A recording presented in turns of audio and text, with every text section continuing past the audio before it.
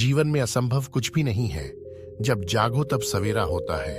अगर आपको ये लगता है कि मेरे जीवन में बहुत से बुरे काम किए हुए हैं और अब इन गलत कामों को सुधारने के लिए कोई भी विकल्प नहीं है, तो आपको गौतम बुद्ध के जीवन की यह कहानी एक बार अवश्य सुननी चाहिए। तो चलिए कहानी को शुरू करते हैं। एक दिन गौतम बुद्ध श्रावस्ती के एक गांव में भिक्षा के लिए पहुंचते हैं। जब गांव में प्रवेश करते हैं तो देखते हैं कि पूरे गांव में सन्नाटा छाया हुआ है। दूर दूर तक कोई भी व्यक्ति नजर नहीं आता। बुद्ध उस गांव के पहले द्वार पर जाते हैं और कहते हैं कि भिक्षा दे, परंतु भीतर से बाहर कोई नहीं। बुद्ध दूसरे द्वार पर जाते हैं, परंतु कोई दरवाजा नहीं खोलता। तीसरे द्वार पर जाते हैं, परंतु उस द्वार से भी कोई व्यक्ति बाहर नहीं आता। फिर अचानक से एक दरवाजा खुलता है, जिसमें से एक व्यक्ति बाहर निकलता है। वह जल्दी से बुद्ध का हाथ पकड़ता है और उन्हें अपने घर में ले जाता है और कहता है कि क्षमा करें बुद्ध, परंतु इस समय आप बाहर नहीं जा सकते। उंगली माल को श्रावस्ती की सीमा पर देखा गया है। सभी गांव वाले डर के मारे अपने अपने घरों की खिड़कियां और दरवाजे बंद करके बैठे हुए हैं। बुद्ध उस व्यक्ति से पूछते हैं कि कौन है ये उंगली माल और उसे इतना भय क्यों है। वह व्यक्ति कहता है कि उंगली माल एक राक्षस है। उसे जो भी मनुष्य मिलता है, बच्चा, वृद्ध, स्त्री, पुरुष, यहाँ तक कि सन्यासी भी, वो किसी को भी नहीं छोड़ता। बुद्ध उनसे पूछते हैं कि वह धन के लालच में यह सब करता है। क्या वह व्यक्ति कहता है कि नहीं, उसे धन का कोई लालच नहीं है। वह जब भी किसी आदमी को मारता है तो उसकी उंगली काटकर अपने गले की माला बनाता है, इसीलिए उसका नाम उंगली माल पर गया है। और यह भी सुना है कि जब उसके गले की माला में 100 उंगलियां पूरी हो जाएगी तो उसकी विनाशक शक्तियां और भी ज्यादा बढ़ जाएगी। बुद्ध कहते हैं, आभार आपका जो आपने मुझे उसके बारे में बताया।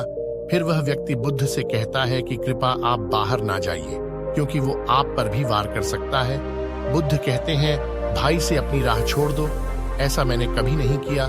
मुझे भिक्षा मांगता दे, जन जन के हृदय में उंगली माल का भय कम होगा। फिर वह व्यक्ति कहता है, नहीं बुद्धा, आप मत जाइए, को बहुत ही ज्यादा खतरनाक है। बुद्ध कहते हैं कि वह खतरनाक नहीं, बल्कि वह दुखी है और मुझे उसके पास जाना होगा, क्योंकि उसे मेरी आवश्यकता है। इतना कहते हुए बुद्ध उस व्यक्ति के पास से चले जाते हैं। कुछ दूर चलने के बाद बुद्धिमान में प्रवेश करते हैं। वन में चारों ओर एक सन्नाटा छाया होता है। दूर दूर तक न तो कोई मनुष्य न कोई पशु पक्षी देख रहा होता है, परंतु गौतम बुद्ध अपने मार्ग में आगे बढ़ते रहते हैं। अचानक बुद्ध के सामने उंगली माल आकर खड़ा हो जाता है। उसका रुख इतना डरावना है कि कोई भी व्यक्ति उसे देखकर ही भयभीत हो जाए। उसके गले में उंगलियों की माला होती है। चेहरा और हाथ रक्त से सने होते हैं और शरीर बलशाली होता है। उसका रूप इतना भयानक होता है कि किसी भी साधारण व्यक्ति के प्राण तो उसे देखते ही निकल जाए, परंतु बुद्ध पर उंगली माल के डरावने रूप का कोई असर नहीं होता है। बुद्ध कुछ क्षण तक शांत मुस्कुराहट के साथ उंगली माल की तरफ देखते हैं, फिर उसकी बगल से निकालकर अपने मार्ग में आगे बढ़ जाते हैं। बुद्ध को ऐसा करते देख उंगली माल को यह समझ नहीं आता है कि उसके साथ ये हो क्या रहा है। वह मन ही मन सोचता है कि मुझे देखकर लोग या तो भाग जाते हैं, या मुझे देखकर मर जाते हैं, या मुझसे अपने प्राणों की भीख मांगने लगते हैं। मैंने कई सन्यासियों को भी मारा है, परंतु मैंने आज तक कोई ऐसा व्यक्ति नहीं देखा जो मुझे नजरअंदाज करके अपने मार्ग में आगे बढ़ जाए। या तो इसने मुझ पर ध्यान नहीं दिया होगा, या फिर हो सकता है कि यह देख ही ना सकता हो। परंतु मुझे इससे क्या मतलब, मुझे तो अपने गले की माला पूरी करनी है। अंगुलीमाल बुद्ध को आवाज लगाता है। साधु रुख फिर भी गौतम बुद्ध उंगली माल को नजरअंदाज करते हैं और अपने मार्ग में आगे बढ़ते रहते हैं। उंगली माल बहुत ज्यादा क्रोध में बुद्ध को आवाज लगाता है। एक साधु रुख फिर भी गौतम बुद्ध उंगली माल को नजरअंदाज करते हैं और अपने में आगे बढ़ते हैं। उंगली माल तीसरी बार ज्यादा क्रोध में होकर आवाज लगाता है। साधु रुख बुद्ध रोकते हैं। उंगली माल बुद्ध के पास जाता है और कहता है कि मेरे आदेश देने के बाद भी तो रोका क्यों नहीं। फिर बुद्ध कहते हैं, मैं तो बहुत पहले ही रुक चुका हूं, तुम्हें चलते जा रहे हो। उंगली माल यह समझ ही नहीं पाता है कि बुद्ध क्या कह रहे हैं, परंतु वह इतना जरूर समझ जाता है कि कि सामने खड़ा व्यक्ति उससे थोड़ा भी नहीं रहा है। उंगली माल बुद्ध को डराने के लिए चिल्लाकर पूछता है, एक साधु मुझसे भाई नहीं लग रहा है? क्या मैं आदिमानव को बुद्ध कहते हैं कि नहीं तो मानव हो? बुद्ध की यह बात उंगली माल के हृदय पर लगती है। पहली बार उसे किसी ने मानव कहा था, परंतु वह इस बात को नजरअंदाज करने का प्रयास करता है और बुद्ध से पूछता है कि साधु तूने यह क्यों कहा कि तो कब का रुक चुका है, जबकि तू तो चल रहा था, और तूने यह क्यों कहा कि मैं नहीं रुका? बुद्ध कहते हैं कि मैं बहुत पहले ही रुक चुका हूं, यानी मैंने ऐसे सारे बुरे कृत्य के करना पहले ही छोड़ दिया है जिससे कि व्यक्ति को कष्ट पहुंचा सकते हैं। सब जीना चाहते हैं, बस तुम उन्हें करुणा से देखने का प्रयास करो।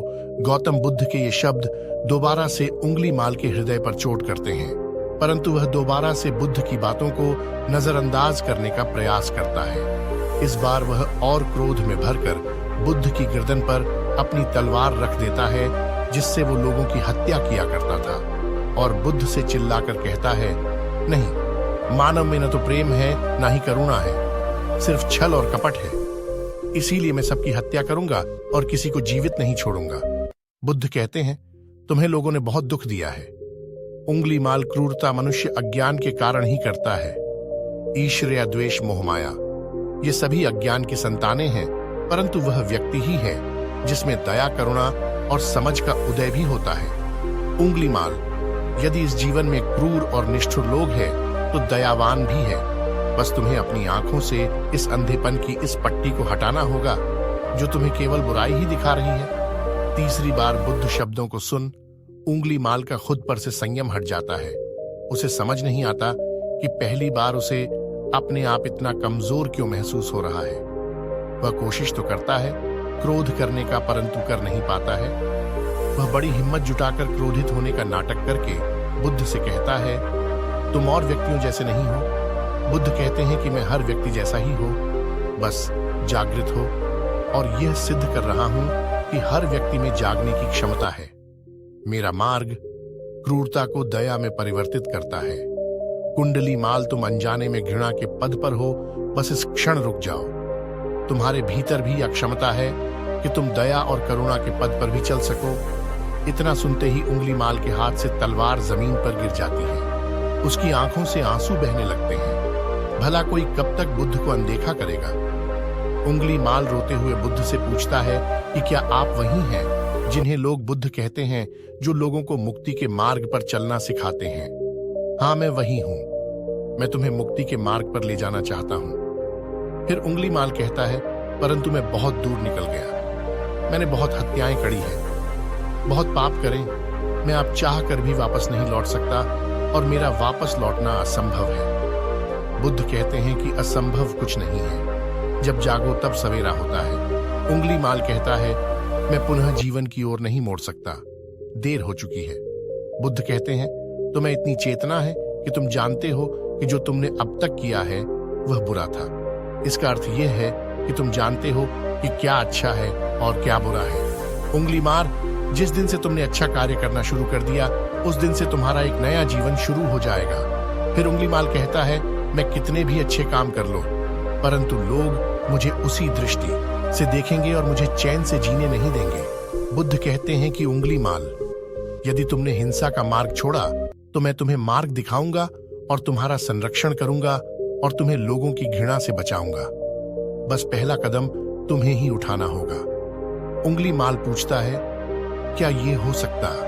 बुद्ध कहते हैं, अवश्य हो सकता है। उंगली माल रोते हुए बुद्ध के चरणों में गिर पड़ता है और कहता है कि मैं आपको वचन देता हूं कि मैं सारे बुरे कृत्य करना छोड़कर और आपके पीछे करुणा के पथ पर चलना सीखूंगा। कृपा कर आप मुझे अपना शिष्य बना लीजिए। कहते हैं कि मैं किसी को अपना शिष्य नहीं बनाता, बल्कि व्यक्ति स्वयं मेरे संग से जुड़ जाता है। उंगली माल उसी समय बुद्ध का भिक्षु बन जाता है। इस कहानी से हमें यह सीखने को मिलता है कि लोग सोचते हैं कि उन्होंने बहुत सारे गलत काम किए हुए हैं। अब इन गलत कामों को सुधारने के लिए और कोई भी विकल्प नहीं है। इस पर गौतम बुद्ध कहते हैं कि चाहे अपने अब तक कितने भी बुरे काम क्यों न किए हुए हैं, लेकिन अगर आप एक विचार को अपने मन में लाते हैं कि अब मुझे कुछ सही करना है, तो वही विचार आपके रूपांतरण का कारण बन सकता है। पर सबसे जरूरी बात यह है कि आप पहला कदम उठाने के लिए तैयार है या नहीं। दोस्तों, ये कहानी आपको कैसी लगी हमें नीचे कमेंट बॉक्स में कमेंट करके जरूर बताएं।